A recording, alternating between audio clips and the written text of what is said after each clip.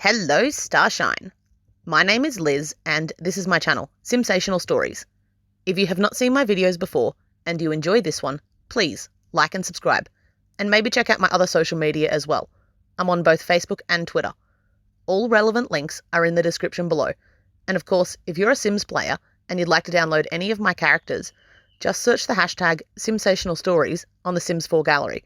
All original content is created by This Is Not Eric. Finally, before I begin my Simsational story, I'd like to issue this blanket content and trigger warning. The following story is just Sims, hey. I'm not going to apologise for treating them terribly, if that's what I've done.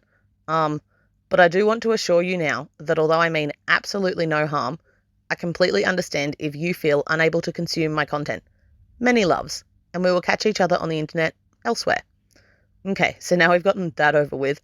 Let's go. Today's story is from the Chronicles of Cosmos, and we're at chapter 5. If you have not seen previous chapters and would like to catch up, there are playlists available on my channel so you can hear the entire story in chronological order. The rest of us are going to move on from where we left off last time though, so without further ado. When she was a little girl, alien sim hybrid Cosmos Nimeroo had come to Sulani on a family holiday and had found herself feeling more at home amongst those tropical islands than she had ever felt back home in the suburbs of Strangerville, where she'd been raised.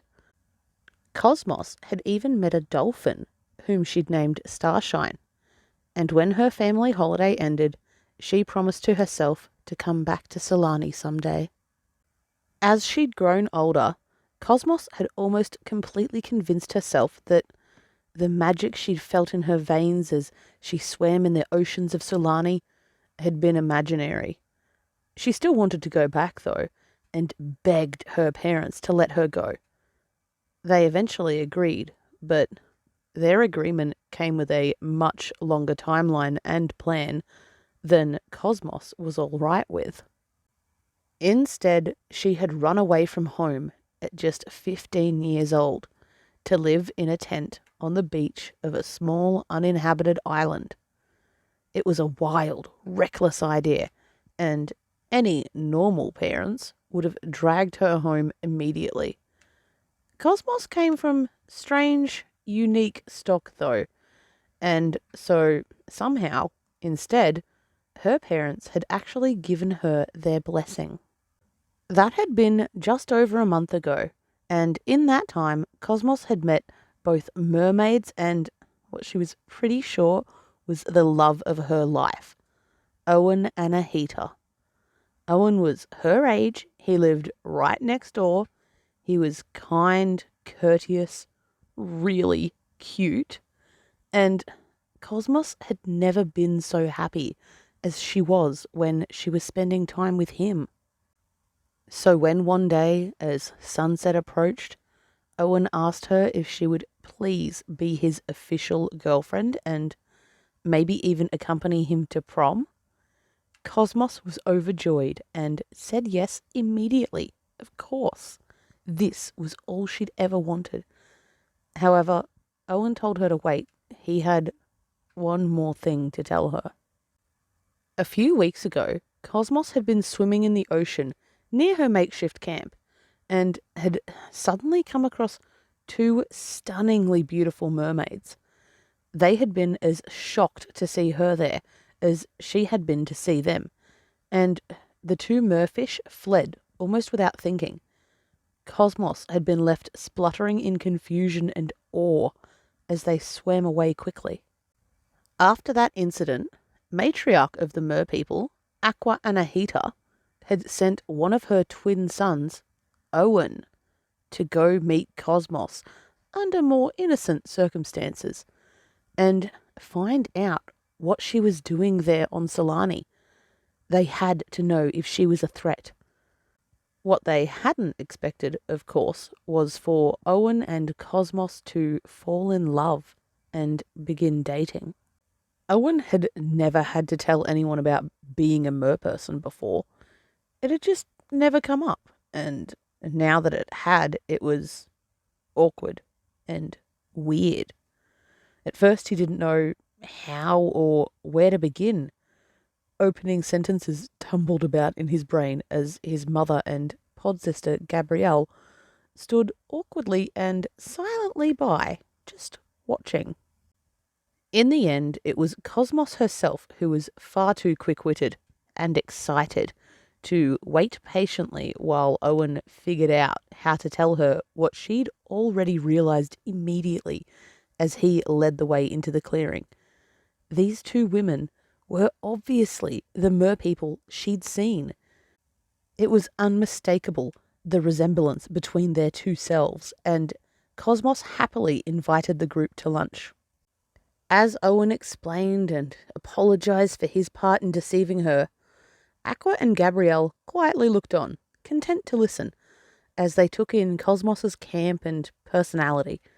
It was clear that the girl was in earnest and no danger to them, especially now that she and Owen were together. However, it was also obvious what would come next. Of course Cosmos wanted to be a mermaid too. Was it possible? Surely there had to be a way. Owen had obviously inherited his fins, but what about Gabrielle? She had already confessed to having normal parents. So how had she become a mermaid? Was there some sort of secret ceremony? Some magic? What? Cosmos pleaded to know. Gabrielle and her older brother Gilbert had grown up with the Anahitas. They were next door neighbours, and the twins had always loved going over to her house when they were kids.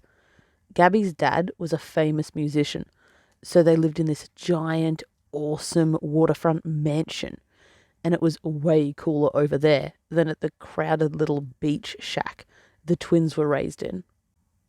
Like Cosmos herself, Gabrielle had always felt a strong affinity for the ocean. She had the advantage, however, of having been able to grow up adjacent to it all, rather than only getting to discover it later in life, like her new friend. Gabby had grown up swimming in the sea, and so it was only natural that she should want to keep doing so forever. Another thing that was only natural was the continuation and progression of her relationship with Miles Anahita, Owen's twin brother. Miles and Gabby shared a strong love of sports, and often competed with one another. Although, as they began high school, Miles gravitated more towards football, and Gabby found herself becoming his cheerleader. In more ways than one, Miles had always thought that Gabrielle was beautiful, wonderful, everything a boy, or man, could want in the girl next door. He wanted to marry her someday, and now they were finally old enough to talk about such things. He had told her exactly that, and given her a promise ring to signify his seriousness. Miles, after having first gained the consent of his mother, had also made the generous offer to share with her the family gift of merpersonism. It was a closely guarded and sacred secret of theirs, but if she were to marry him someday, she would have found out anyway, and Miles knew Gabrielle loved the ocean just as much as he loved her, and so he wanted to give her its gift. Thus, Gabrielle Arcala Smythe's mermaid life had begun. She was not born into it like the rest of her pod, but she was a natural nonetheless. Gabrielle was a child of the ocean and had an almost spiritual connection to the sea, easily gliding through its currents like an eel and fluttering about the islands like a little ocean fairy. Cosmos wanted that life. Now that she knew there was another option, she was so sick of swimming with two clumsy legs. It was infuriating to watch Owen do literal laps of her as she lumbered along slowly, struggling to swim from one island to the next. She had begged for weeks now, and finally they were introducing her to Miles. At first, Miles did not seem to react well to all this. Yes, he had heard about Cosmos, Owen's new side piece, but what did he have to do with it? Why were they summoning him to the beach like this? He had demanded in a mock serious tone. Surely they didn't expect him to take this little relationship seriously. Just as he thought that Owen was about to snap and knock his block off, Miles quit joking around and declared that his twin was far too easy to bait. Of course, he was delighted to welcome Cosmos to the fold. Owen had been moping along alone for far too long, and it was past time he found himself a girlfriend. Maybe she might teach him to be a little less gullible. And that brings us to the end of Chapter 5 of the Chronicles of Cosmos. If you've enjoyed this video, don't forget to like and subscribe so you can tune in soon to hear the next chapter. And hey, maybe think about sharing my channel with a friend. Or don't. It's your life. Anyway, bye!